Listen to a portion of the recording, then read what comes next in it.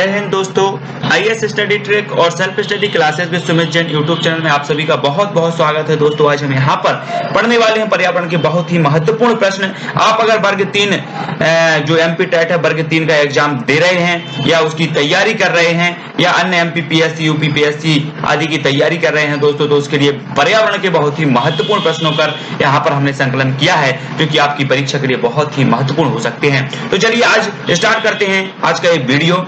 आपसे निवेदन करूंगा कि चैनल को सब्सक्राइब करें और वीडियो को ज्यादा से ज्यादा जो है शेयर करके लाइक जरूर करें। स्टार्ट करें आज का ये वीडियो दोस्तों। और एक और जानकारी, अगर आप इस वीडियो का या जितने भी नोट्स हैं उनको आप प्राप्त करना चाहते हैं तो टेलीग्राम ग्रुप में आप सर्च करें, टेलीग्राम ऐप में आप सर्च करें आईएएस स्टडी ट्रिक और टेलीग्राम ग्रुप में आप जुड़ सकते हैं। वहां पर आपको सारी जो पीडीएफ नोट्स हैं वो आपको उपलब्ध हो जाएंगी। तो जल्दी ही आप टेलीग्राम ऐप को डाउनलोड करें और IAS study trick YouTube IAS study trick जो है आप सर्च करें और टेलीग्राम ग्रुप से जुड़ जाएं। तो दोस्तों आज का जो हमारा वीडियो है वो पर्यावरण अध्ययन से संबंधित है। आपने चैनल को सब्सक्राइब कर दिया होगा, नहीं किया है तो कर लें। जो भी हमारे दोस्त हमारे इस चैनल पर नए हैं उनसे निवेदन करूंगा कि जल्दी से जल्दी आप सब्सक्राइब करें और बेल आइकन को दबा दें। और भी वीडियो, बहुत सारे वीडियो उपलब्ध हैं, पीडीएफ भी आपको मिल जाएगी है ना। अधिकांश वीडियो की जो है पीडीएफ डली हुई है और जिनकी नहीं डली है तो आप टेलीग्राम ऐप ज्वाइन करें। तो दोस्तों आज का हमारा जो पहला प्रश्न है, सारे प्रश्न जो है वो वन लाइनर प्रश्न हैं और आपके लिए बहुत ही महत्वपूर्ण है एग्जाम की दृष्टि से। अगर आप 1-2 दिन एग्जाम बचे हैं, आपके एग्जाम के 1-2 दिन बचे हैं तो आपके लिए बहुत ही महत्वपूर्ण है। वन के पेड़ों की छालों पर उगे मिलते हैं, क्या उगे मिलते हैं आपको बताना है। तो वन के पेड़ों की छालों पर उगे मिलते हैं तो लाइकेन, इसका उत्तर सही हो जाएगा लाइकेन। इसको याद रखना है। हैदराबाद में स्थित हुसैन सागर झील किस जीव की वृद्धि में नष्ट हुई? तो इसका उत्तर आपको बताना है। इसका उत्तर हो जाएगा जलकुंभी। हैदराबाद की जो हुसैन सागर झील है वो जलकुंभी की जो है वृद्धि में ये झील क्या हो गई है, नष्ट हो गई है। नेक्स्ट है मरुस्थल में उगने वाले पौधे कहलाते हैं। तो मरुस्थल में जो पौधे उगते हैं वो जीरोफाइटस कहलाते हैं। अर्थात इसका जो उत्तर जीरो हो जाएगा वो जीरोफाइटस हो जाएगा। इसको बहुत अच्छे से याद करना। मरुस्थल में उगने वाले जीरोफाइटस कहलाते हैं। निम्नलिखित में से कौन सा कारक किसी स्थान की वनस्पति निर्धारित करता है? वनस्पति तो आप जानते होंगे, किसी स्थान की जो वनस्पति होती है कौन सा कारक है जो निर्धारित करती है? तो इसका उत्तर हो जाएगा वर्षा। विश्व के सभी भौगोलिक परितंत्रों को कहते हैं तो क्या कहते हैं? जैवमंडल कहते हैं। सभी भौगोलिक तंत्रों को जैवमंडल कहते हैं। जैवाणु, एक्टिनोमाइसिस व कवक को क्या कहते हैं साहब? तो वो कहते हैं अपघटक। इसका उत्तर जो हो जाएगा वो हो जाएगा अपघटक। अगला क्वेश्चन है, परितंत्र में ऊर्जा का प्राथमिक स्रोत होता है। तो परितंत्र में जो ऊर्जा का प्राथमिक स्रोत होता है वो क्या होता है? सूर्य होता है। 1985 से हर वर्ष भारत सरकार किस माह के पहले सोमवार को विश्व हैबिटेट दिवस मनाती है? तो वो मनाती है अक्टूबर माह के पहले सोमवार को, प्रथम सोमवार को विश्व हैबिटेट दिवस मनाती है। कौन सी सरकार? भारत सरकार। कब से मनाती है? 1985 से मनाती है। ठीक है। भारत में सबसे अधिक वन किस प्रदेश में है? तो आपको पता होगा कि जो मध्य प्रदेश है, जैसे कि टाइगर स्टेट, हृदय प्रदेश भी कहा जाता है, यहाँ पर सबसे अधिक वन पाए जाते हैं मध्य प्रदेश में। और मध्य प्रदेश की राजधानी क्या है? भोपाल है। नेक्स्ट है, पौधे अपनी खाद्य निर्माण प्रक्रिया में कार्बन डाइऑक्साइड CO2, इसका सूत्र CO2 गैस वायुमंडल से लेते हैं और बदले में जीवधारियों को सांस लेने के लिए क्या मुक्त करते हैं? ऑक्सीजन मुक्त करते हैं। तो पौधे वायुमंडल से कौन सी गैस लेते हैं? कार्बन डाइऑक्साइड गैस लेते हैं, अर्थात ग्रहण करते हैं और ऑक्सीजन को क्या करते हैं? बदले में उन्हें प्रदान करते हैं, अर्थात छोड़ते हैं। Carbon dioxide, sulphur dioxide, carbon monoxide द्वारा कौन सा प्रदूषण होगा? तो ये आपको पता होगा कि carbon dioxide, sulphur dioxide, monoxide ये क्या है? गैसें हैं। तो गैसें किस प्रकार की प्रदूषण करेंगी? वायु प्रदूषण करेंगी। इसको याद रखना है, वायु प्रदूषण होगा इनसे। ठीक है। नेक्स्ट है, बायोकेमिकल ऑक्सीजन डिमांड परीक्षा किस प्रदूषण को मापने के लिए की जाती है? तो इसका सही उत्तर हो जाएगा जल प्रदूषण को मापने के लिए बायोकेमिकल ऑक्सीजन डिमांड परीक्षण का जो है उपयोग किया जाता है। परऑक्सी एसिटिल नाइट्रेट क्या है? तो यह एक वायु प्रदूषक माना जाता है। क्या है? वायु प्रदूषक है। राष्ट्रीय पर्यावरण अनुसंधान केंद्र कहाँ स्थित है? तो ये है नागपुर में। और पर्यावरण दिवस जो मनाया जाता है वो कब मनाया जाता है? 5 जून को मनाया जाता है। ये चीज भी आपको पता होगी। राष्ट्रीय पर्यावरण अनुसंधान केंद्र है नागपुर में। और नागपुर कहाँ पर है? महाराष्ट्र में। ठीक है, इसको याद रखना। नेक्स्ट है वायुमंडल में ओजोन परत हमारी रक्षा किन किरणों से करती है? तो जो सूर्य से जो अल्ट्रावायलेट अर्थात पराबैंगनी जो किरणें आती हैं उनसे हमारी जो रक्षा करती है वो कौन करती है? ओजोन परत करती है। आपको पता होगा ओजोन परत सूर्य से आने वाली अल्ट्रावायलेट किरणों को रोक लेती है, जिससे जो हानिकारक किरणें होती हैं, जो पराबैंगनी किरणें होती हैं, वो धरती पर नहीं आ पाती हैं। अगर ये किरणें धरती पर आने लगी तो भयंकर जो घातक बीमारी है वो हो सकती हैं। तो ओजोन परत हमारी क्या कहलाती है? सुरक्षा कवच या रक्षा कवच कहलाती है ना। वायुमंडल में कौन सी गैस सर्वाधिक पाई जाती है? तो वायुमंडल में आपको पता होगा नाइट्रोजन सर्वाधिक पाई जाती है। आकाश नीला किसके कारण दिखाई देता है? तो आकाश जो नीला दिखाई देता है, कई बार एग्जाम में पूछा गया, तो वो प्रकीर्णन के कारण दिखाई देता है। आकाश नीला दिखाई देता है तो वो प्रकीर्णन के कारण। विश्व पर्यावरण दिवस कब मनाया जाता है? तो पर्यावरण दिवस मनाया जाता है 5 जून को। आपको याद रखना है, कई बार एग्जाम में पूछा गया है, आसान भी है लेकिन कई बार जल्दी में गलत भी हो जाता है, लेकिन सावधानी से आपको करना है। तो विश्व पर्यावरण दिवस मनाया जाता है 5 जून को। ग्रीन हाउस प्रभाव के कारण पृथ्वी का तापमान बढ़ता है या घटता है? तो ग्रीन हाउस प्रभाव तो आप जानते होंगे दोस्तों, ये कार्बन डाइऑक्साइड जो होती है, कार्बन डाइऑक्साइड जब जो सूर्य का प्रकाश होता है वो धरती पर आता है, लेकिन कार्बन डाइऑक्साइड के कारण यह धरती से वापस नहीं जा पाता, जिसके कारण क्या होता है? पृथ्वी का जो तापमान है वो बढ़ जाता है और ये जो है ग्रीन हाउस प्रभाव कहलाता है। इसको याद रखना। पर्यावरण का दुश्मन किसे कहा जाता है? जी हाँ दोस्तों, पर्यावरण का दुश्मन तो एक पौधा है यूकेलिप्टस। यूकेलिप्टस जो पौधा कहलाता है, पेड़ है, ये पर्यावरण का दुश्मन कहलाता है। इसको याद रखना है। ग्रीन हाउस प्रभाव क्या है? तो ग्रीन हाउस प्रभाव देख लें, ग्रीन हाउस प्रभाव में सूर्य की किरणें पृथ्वी पर तो आ जाती हैं, लेकिन कार्बन डाइऑक्साइड के गैस के घेरे के कारण क्या नहीं होती हैं? वापस नहीं जा पाती हैं। कार्बन डाइऑक्साइड किसी कंबल के समान पृथ्वी की सतह से परावर्तित होने वाली अवरक्त प्रकाश को क्या कर लेती है? गृहीत कर लेती है, जिसके कारण वायुमंडल गर्म हो जाता है और इसी वायुमंडल के गर्म होने को क्या कहते हैं? ग्रीन हाउस प्रभाव कहते हैं। इसको आपको याद रखना है। राष्ट्रीय वन नीति के अनुसार कितने प्रतिशत भूभाग पर वन होना अनिवार्य है? तो 33%। राष्ट्रीय वन नीति जो है इसके अनुसार 33% भूभाग पर वन होना अनिवार्य है। और अभी हमने चर्चा की थी कि सर्वाधिक जो वन पाए जाते हैं वो किस प्रदेश में पाए जाते हैं? तो मध्य प्रदेश में पाए जाते हैं। इसको याद रखना। ग्रीन पीस क्या है? ग्रीन पीस है पर्यावरण योजना। पर्यावरण योजना है ग्रीन पीस, याद रखना। ग्रीन पीस पर्यावरण, ग्रीन आ रहा मतलब ग्रीन तो पर्यावरण से संबंधित है, तो ये पर्यावरण योजना है। भारत सरकार द्वारा केंद्र में पर्यावरण विभाग की स्थापना किस वर्ष की गई? केंद्र में पर्यावरण विभाग भी है और पर्यावरण विभाग की स्थापना कब की गई? तो ये की गई 1980 में। बहुत ही महत्वपूर्ण प्रश्न है। संयुक्त राष्ट्र पर्यावरण कार्यक्रम UNEP का मुख्यालय कहाँ है? तो ये नैरोबी केन्या में है। बहुत ही महत्वपूर्ण प्रश्न है। संयुक्त राष्ट्र पर्यावरण कार्यक्रम का जो मुख्यालय है वो कहाँ पर है? नैरोबी में। फोटोकॉपी मशीन में कौन सी गैस उत्पादित होती है? तो फोटोकॉपी मशीन में ओजोन गैस उत्पादित होती है। ओजोन गैस के बारे में हमने अभी पढ़ा कि हमारी सुरक्षा कवच कहलाती है, जो पराबैंगनी जो किरणें होती हैं उनको रोक लेती है, जिससे कारक जो है हानिकारक किरणें हमारी पृथ्वी पर नहीं आ पाती। विश्व वन्यजीव कोष द्वारा प्रतीक के रूप में किस पशु को लिया गया? तो विश्व वन्यजीव जो कोष है इसमें प्रतीक के रूप में लिया है तो वो पांडा पशु को लिया है। याद रखना, पांडा को लिया है। वन महोत्सव किसने प्रारंभ किया? तो KM मुंशी साहब ने जो है वन महोत्सव मनाते हैं। इस महोत्सव को जो आरंभ करने वाले हैं वो कौन है? KM मुंशी साहब हैं। अगला क्वेश्चन है विश्व वन्यजीव संरक्षण कोष कहाँ पर स्थित है? विश्व वन्यजीव का जो संरक्षण कोष है वो कहाँ पर स्थित है? तो स्विट्जरलैंड में है ना, स्विट्जरलैंड। याद रखना, सबसे प्राचीन काल से उगाया जाने वाला जो वृक्ष है वो खजूर का वृक्ष आपने देखा होगा, बहुत ही लंबा सा वृक्ष होता है और ये सबसे प्राचीन काल से उगाया जाने वाला वृक्ष भी माना जाता है ना। सफोकेशन क्या है? तो ऑक्सीजन की कमी का जीवों पर प्रभाव जो होता है वो सफोकेशन कहलाता है।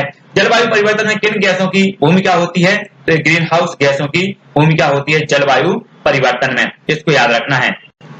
अगला जो क्वेश्चन है, सर्वाधिक ओजोन क्षयकारी गैस कौन सी होती है? ओजोन क्षयकारी, आपको पता होगा कि ओजोन परत में छिद्र हो रहे हैं। छिद्र किन कारणों से हो रहे हैं?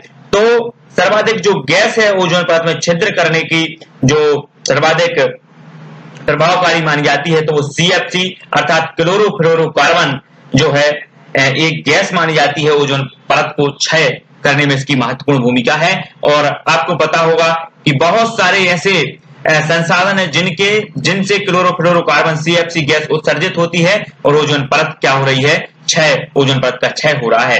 भूतल पर सीएफसी का प्रयोग होता है, भूतल पर सीएफसी का प्रयोग होता है। देखो स्प्रे कैन, डिस्पेंसर, वातानुकूलन जो रेफ्रिजरेटर होते हैं, जो एसी होती है ना, हेयर स्प्रे होते हैं, शेविंग क्रीम होती है, विविध सौंदर्य प्रसाधनों में क्या होता है, इस सीएफसी का प्रयोग जो उत्सर्जित होती है। और ये ओजोन परत की क्षयकारी आप देख रहे हैं कि ओजोन परत में क्या हो रहा है, छिद्र हो रहा है, जिसके कारण जो अल्ट्रावायलेट किरणें होती हैं, पराबैंगनी किरणें होती हैं, वो धरती पर आ रही हैं और कैंसर जैसी बहुत ही भयंकर बीमारी आज देख रहे हैं कि बढ़ रही हैं। तो इसी के कारण बढ़ रही है कि जो पराबैंगनी किरणों के कारण। ग्रीन हाउस प्रभाव का प्रत्यक्ष परिणाम क्या होगा, तो ग्लेशियर जो होंगे वो पिघलने लगेंगे, क्योंकि ग्रीन हाउस प्रभाव से क्या होगा कि पृथ्वी का जो तापमान होगा वो बढ़ जाएगा और ग्लेशियर क्या होंगे, पिघलने लगेंगे। तो बाढ़ जैसी बहुत ही भयंकर जो प्राकृतिक आपदाएं होंगी वो हमें सामने देखने को मिलेंगी। तो नेक्स्ट क्वेश्चन होगा कि भारत में वृक्षों का आदमी आपने सुना है कभी वृक्षों का आदमी, तो सुंदरलाल बहुगुणा। और वृक्ष तो सुंदर होते हैं, वृक्षों का आदमी भी कैसा होगा, सुंदर होगा। तो वृक्षों का आदमी किसे कहा जाता है, सुंदरलाल बहुगुणा को कहा जाता है। सर्वाधिक जैव विविधता कहां पाई जाती है, तो ट्रॉपिकल रेन फॉरेस्ट में सर्वाधिक जैव विविधता पाई जाती है। आपने देखा होगा कि जैव विविधता क्या है, जैव विविधता दोस्तों कि किसी एक विशेष पर्यावरण में, किसी एक विशेष स्थान पर जीवों की जो विविधता होती है उसे जैव विविधता कहा जाता है। और सर्वाधिक जो पाई जाती है वो ट्रॉपिकल रेन फॉरेस्ट में पाई जाती है। बायोट्रोपोलॉजी पार्क कहां पर स्थित है, तो ये लखनऊ में है। बायोट्रोपोलॉजी जो पार्क है वो कहां पर स्थित है, लखनऊ में है। और उत्तर प्रदेश की राजधानी भी क्या है। पृथ्वी दिवस कब मनाया जाता है, तो 22 अप्रैल को मनाया जाता है पृथ्वी दिवस। बहुत ही महत्वपूर्ण ये क्वेश्चन है पृथ्वी दिवस के रूप में। 22 अप्रैल को पृथ्वी दिवस मनाया जाता है, कई बार एग्जाम में पूछा गया है, इसको याद कर लेना। भविष्य का ईंधन किसे कहा जाता है, तो हाइड्रोजन को क्या कहा जाता है, भविष्य का ईंधन कहा जाता है। पर्यावरण का रक्षा कवच किसे कहा जाता है, तो ओजोन परत को हम फिर से पढ़ रहे हैं कि पर्यावरण का जो रक्षा कवच है वो ओजोन परत है।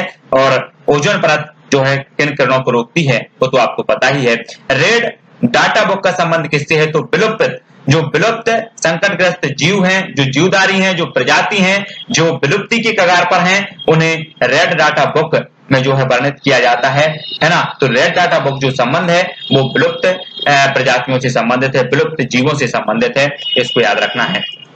अगला क्वेश्चन है environment education for kids USA में कहां पर स्थित है, तो ये है विस्कॉसिन में एनवायरमेंट एजुकेशन फॉर किड्स, ये यूएसए में स्थित है। और ये कहां पर स्थित है, विस्कॉसिन में स्थित है। सीएनजी की फुल फॉर्म क्या है दोस्तों, तो सीएनजी की जो फुल फॉर्म है कंप्रेस्ड नेचुरल गैस। ये सीएनजी की फुल फॉर्म भी कभी कभी एग्जाम में पूछ ली जाती है, इसको याद रखना है। नेक्स्ट, ध्वनि प्रदूषण कितने डेसिबल से माना जाता है, तो ध्वनि प्रदूषण जो होता है 65 डेसिबल से माना जाता है। जल प्रदूषण को मापने के लिए कौन सा परीक्षण किया जाता है, जल प्रदूषण को मापने के लिए दोस्तों बायोकेमिकल ऑक्सीजन डिमांड, ये परीक्षण किया जाता है जल प्रदूषण को काय के लिए, मापने के लिए। ठीक है, जल प्रदूषण बहुत बढ़ रहा है और बहुत प्रयास भी किए जा रहे हैं जल प्रदूषण को रोकने के, और इसको मापने में जो प्रयोग किया जाता है वो बायोकेमिकल ऑक्सीजन जो डिमांड, इसका परीक्षण किया जाता है। ताजमहल के पीले पड़ने तथा उसके क्षरण होने के मुख्य कारण क्या है, दोस्तों आपको पता होगा कि आपने मकानों में देखे होंगे पीले पड़ जाते हैं, क्षरण होने लगता है। उसका प्रमुख कारण क्या होता है, चाहे मकान हो चाहे बड़ी बड़ी इमारतें हो, उनका प्रमुख कारण होता है अम्लीय वर्षा। अम्लीय वर्षा इतनी खतरनाक होती है जिससे जो है ताजमहल जैसी बहुत ही ऐतिहासिक जो इमारतें हैं इनका भी क्षरण होने लगता है और इनका जो है पीले पड़ने लगते हैं। देश का पारिस्थितिकी अनुसंधान एवं प्रशिक्षण केंद्र कहां पर स्थित है, तो ये बेंगलोर में है, कर्नाटक में है जो कि, और ये देश का पारिस्थितिक अनुसंधान एवं प्रशिक्षण केंद्र स्थित है, तो ये बेंगलोर में है। भारत का पर्यावरण शिक्षा केंद्र कहां पर स्थित है, तो अहमदाबाद में जो कि गुजरात में है, और गुजरात की राजधानी क्या है, गांधीनगर है। और भारत का पर्यावरण शिक्षा केंद्र जो है वो कहां पर स्थित है, तो ये अहमदाबाद में पर्यावरण शिक्षा केंद्र। इंदिरा गांधी वानिकी अकादमी कहां स्थित है, तो इंदिरा गांधी वानिकी, मोस्ट इंपोर्टेंट क्वेश्चन है, इंदिरा गांधी वानिकी अकादमी कहां पर स्थित है, तो ये वानिकी अकादमी जो है ये कहां पर है, देहरादून में है। याद रखना दोस्तों, कई बार एग्जाम में पूछा गया इंदिरा गांधी वानिकी अकादमी कहां स्थित है। विश्व वानिकी दिवस कब मनाया जाता है, तो मनाया जाता है 21 मार्च को। विश्व वानिकी दिवस 21 मार्च को मनाया जाता है। भारतीय वन सर्वेक्षण का मुख्यालय कहां स्थित है, तो ये भी देहरादून में है। इंदिरा गांधी वानिकी अकादमी भी देहरादून में है। भारतीय वन सर्वेक्षण का मुख्यालय भी कहां पर है, देहरादून में है। भारतीय जो वन प्रबंध संस्थान है वो कहां पर है, तो ये भोपाल में है, वन प्रबंध संस्थान भोपाल में। याद रखना, मध्य प्रदेश की राजधानी भोपाल में भारतीय वन प्रबंध संस्थान है। नेक्स्ट है वायुमंडलीय दाब किस यंत्र द्वारा मापा जाता है? तो बैरोमीटर, बैरोमीटर द्वारा वायुमंडलीय दाब। कई बार एग्जाम में पूछा गया है कि वायुमंडल का जो दाब होता है वो किस यंत्र द्वारा मापा जाता है? तो बैरोमीटर द्वारा मापा जाता है। पृथ्वी के चारों तरफ गैसीय आवरण को क्या कहते हैं? जो पृथ्वी के चारों तरफ जो गैसीय आवरण होता है ना, उसे क्या कहते हैं? उसे वायुमंडल कहते हैं दोस्तों, वायुमंडल, है ना। वायुमंडलीय दाब का ऐसा मात्रक क्या है? कभी कभी बहुत बार पूछा गया है, और ये वायुमंडलीय जो दाब होता है इसका जो ऐसा ही मात्रक होता है वो बार होता है, बार। और वायुमंडलीय दाब बैरोमीटर से मापा जाता है, तो इसको याद रखना है। नेक्स्ट देखें, वायुमंडल की सबसे जो ऊपरी परत होती है वो कौन सी होती है? सबसे ऊपरी परत होती है दोस्तों बहिर्मंडल। सबसे ऊपरी परत मानी जाती है बहिर्मंडल, और वायुमंडल की सबसे निचली परत मानी जाती है क्षोभमंडल। कई बार एग्जाम का पूछा गया है क्षोभमंडल, बहिर्मंडल, वायुमंडल की सबसे ऊपरी परत कौन सी है, निचली परत कौन सी है, मौसमी घटनाएं कहाँ होती हैं, इस प्रकार से सारी चीजें पूछी जाती हैं, जो कि क्वेश्चन नीचे सारे के सारे दिए हैं। वायुमंडल की सबसे निचली परत कौन सी है? तो क्षोभमंडल है, ये तो हम पढ़ चुके। मौसमी घटनाएं वायुमंडल की किस परत में घटित होती हैं? तो क्षोभमंडल में ही होती है मौसमी घटनाएं, याद रखना है इसको, मौसमी घटनाओं को। रेडियो तथा संचार का प्रसारण वायुमंडल की किस परत से संभव है? तो ये आयन मंडल से है दोस्तों। जो रेडियो तथा संचार का जो प्रसारण होता है वायुमंडल की आयन मंडल, कई बार एग्जाम में पूछा गया, इसको तो आप याद कर लेना पूरा कि रेडियो तथा संचार का प्रसारण जो वायुमंडल की किस परत से है? तो आयन मंडल से है।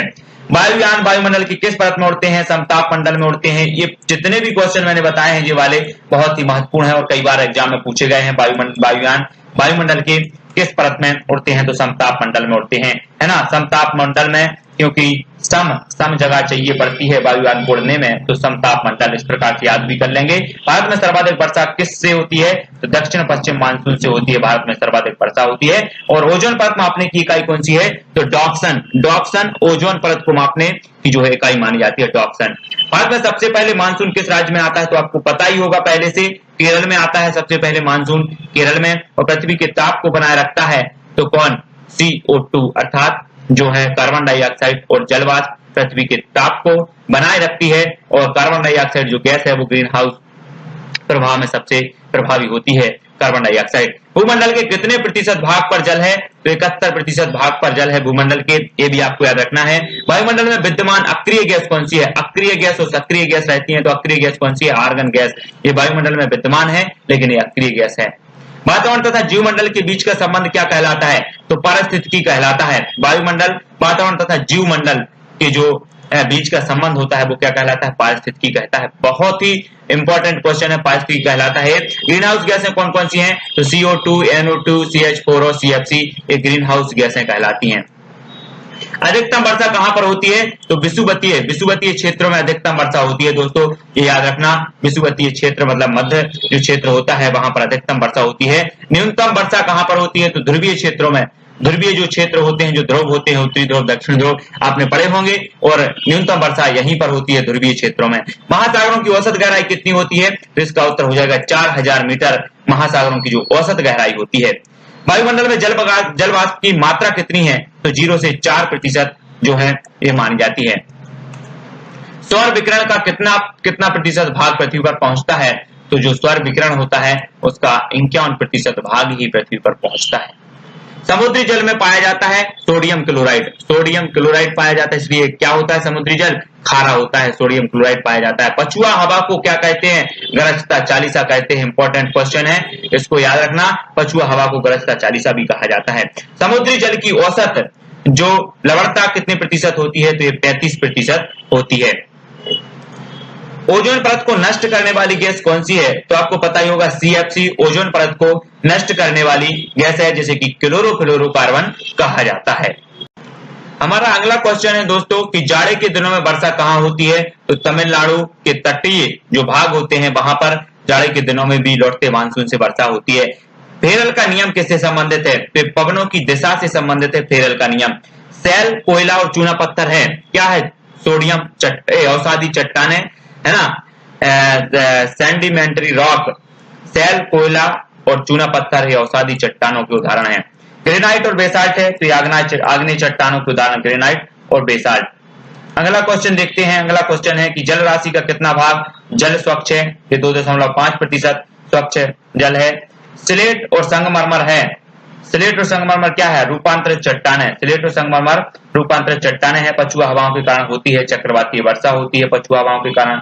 उल्का से संबंधित घटनाएं होती हैं मध्य मंडल में, मध्य मंडल में उल्का से संबंधित घटनाएं होती हैं। क्षोभ मंडल में प्रति 1 किलोमीटर की ऊंचाई पर जाने पर ताप क्या होता है? घटता है 6.4 डिग्री सेंटीग्रेड। 1 किलोमीटर ऊपर जाने पर ये ताप घटता है। वनस्पतियों, जानवरों और सूक्ष्म जीवों के अवशेष पाए जाते हैं, तो अवसादी चट्टानों में पाए जाते हैं। नेक्स्ट देखें, ग्रीन हाउस गैसों की संकल्पना किसने की थी? तो ग्रीन हाउस गैसों की जो संकल्पना की थी वो जोसेफ फॉरियर ने की थी। जोसेफ फॉरियर ने। पर्यावरण के अध्ययन को कहते हैं तो इकोलॉजी, इकोलॉजी पर्यावरण के अध्ययन को कहते हैं। भारत के मानसून का वर्णन करने वाला पहला व्यक्ति कौन था? तो अल मसूदी, अरब विद्वान था अल मसूदी, और इसने भारत के मानसून का जो है सर्वप्रथम क्या किया था? वर्णन किया था। झारखंड राज्य गंगा नदी संरक्षण प्राधिकरण गठित हुआ वर्ष 2009 में। झारखंड राज्य गंगा नदी संरक्षण प्राधिकरण कब हुआ? तो ये वर्ष 2009 में हुआ। नेक्स्ट क्वेश्चन देखें, जल प्रदूषण निवारण तथा नियंत्रण अधिनियम लागू हुआ। तो जल प्रदूषण निवारण तथा नियंत्रण अधिनियम लागू हुआ था वर्ष 1974 में। विश्व जल संरक्षण दिवस मनाया जाता है 22 मार्च को। विश्व जल संरक्षण दिवस मनाया जाता है। जैविक संसाधन नहीं है तो शुद्ध जल जो होता है वो जैविक संसाधन नहीं होता। नेक्स्ट है, भारत सरकार द्वारा केंद्रीय गंगा प्राधिकरण का गठन किया गया। तो कब किया गया? वर्ष 1985 में। केंद्रीय गंगा प्राधिकरण का गठन किया गया भारत सरकार द्वारा 1985 में, है ना। नेक्स्ट देखते हैं, नेक्स्ट है सितंबर 1995 में इसका नाम बदलकर राष्ट्रीय नदी संरक्षण प्राधिकरण कर दिया गया। तो केंद्रीय गंगा प्राधिकरण का 1995 में नाम बदलकर राष्ट्रीय नदी संरक्षण प्राधिकरण कर दिया गया। National Ganga river basin authority की स्थापना की गई फरवरी 2009 में। याद रखना, national Ganga river basin authority की स्थापना 2009 फरवरी 2009 में। केंद्रीय बजट 2014 में समन्वित गंगा संरक्षण अभियान को कहा गया था, तो इसे कहा गया था नमामि गंगे। इंपॉर्टेंट क्वेश्चन है, जो केंद्रीय बजट 2014 में जो समन्वित गंगा संरक्षण अभियान को क्या कहा गया था? तो नमामि गंगे कहा गया था। एग्जाम में पूछा भी गया है और कई बार पूछा भी जाएगा, इसको याद भी रखना है आपको।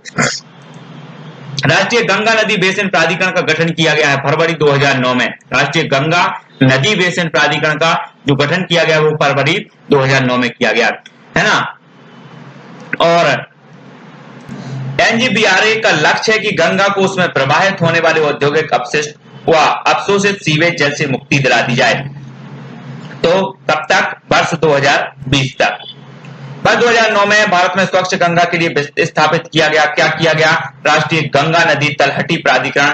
ये वर्ष 2009 में भारत में स्वच्छ गंगा के लिए इसको स्थापित किया गया था, राष्ट्रीय गंगा नदी तलहटी प्राधिकरण। जिस पर्यावरण को जल पुरुष के नाम से जाना जाता है वो कौन है? तो वो है राजेंद्र सिंह, है ना। राजेंद्र सिंह हैं, क्योंकि ये क्या करते हैं? जल में राज करते हैं, इसलिए इन्हें राजेंद्र जल पुरुष भी कहा जाता है राजेंद्र सिंह को। तरुण भारत संघ नामक गैर सरकारी संगठन के चेयरमैन है राजेंद्र सिंह। तरुण भारत संघ नामक गैर सरकारी संगठन है, उसके चेयरमैन है राजेंद्र सिंह। पीने के पानी को शुद्ध करने के लिए प्रयोग में जिसे लाया जाता है वो क्या है? क्लोरीन। क्लोरीन को लाया जाता है।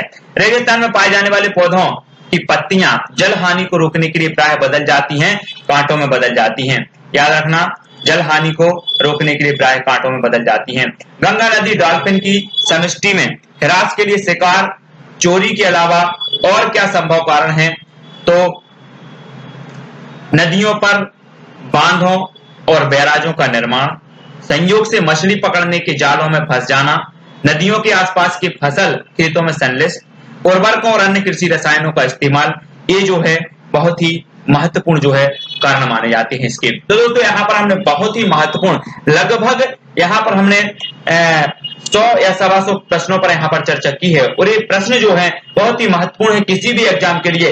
वर्ग 3 एमपी संविदा वर्ग 3 का एग्जाम आने वाला है, उसके लिए तो बहुत ही महत्वपूर्ण है, क्योंकि पर्यावरण स्पेस भी उसमें पूछा जाता है। और एमपीपीएससी या यूपीपीएससी के लिए भी बहुत ही महत्वपूर्ण प्रश्न है और इसके निरंतर पार्ट आएंगे। ये फर्स्ट पार्ट है और इसके और भी पार्ट आने वाले हैं दोस्तों। तो आपसे निवेदन करूंगा कि वीडियो को लाइक जरूर करें। आप लोग लाइक नहीं करते दोस्तों, इतनी मेहनत के बाद ये बनाया गया है। और आपको बता दें कि आप टेलीग्राम ग्रुप से इसकी जो पीडीएफ है वो आपको मिल जाएगी। आईएएस स्टडी ट्रिक आप सर्च करेंगे टेलीग्राम में तो आपको एक ग्रुप मिल जाएगा। वहां पर सारी की सारी वीडियो उपलब्ध करवाई जाती है। हर विषय की, हिंदी, साहित्य, जीव विज्ञान, रसायन विज्ञान, सामाजिक विज्ञान, सभी विषयों की जो है आपको वहां पर, राजनीति, इतिहास, सभी की मिल जाएगी पीडीएफ, और निःशुल्क बिल्कुल सारी की सारी पीडीएफ उपलब्ध करवाई जाती है आपके लिए। तो वहां पर आप जरूर विजिट करें और वहां पर आप चैनल को सब्सक्राइब कर लें, वही जो अपना टेलीग्राम ग्रुप है उसको, तो वहां पर आपको सारी की सारी पीडीएफ मिल जाएंगी। और इस चैनल को भी सब्सक्राइब करें दोस्तों, ताकि जो भी वीडियो आने वाले हैं उसकी इंफॉर्मेशन आप तक पहुंचे। बेल आइकन को दबाएं और शेयर ज्यादा से ज्यादा करें। जय हिंद।